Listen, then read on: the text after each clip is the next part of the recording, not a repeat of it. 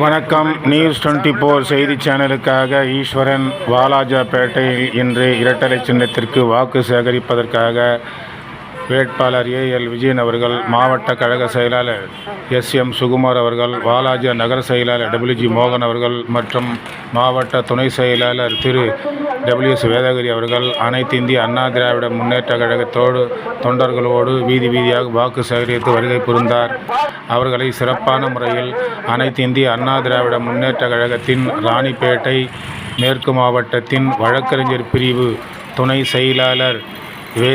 சிவ சிதம்பரம் வழக்கறிஞர் அவர்கள் வேட்பாளர்களையும் மாவட்ட செயலாளர் அவர்களையும் நகர செயலாளர் அவர்களையும் சிறப்பான முறையில் சால்வை அணிவித்து வரவேற்றார். அவர்களோடு இணைந்து வாலாஜா நகரத்தில் பல்வேறு பகுதிகளுக்கு சென்று இரட்டை இலை சின்னத்திற்கு வாக்குகள் சேகரித்தார்கள். செய்திக்காக ஈஸ்வரன்.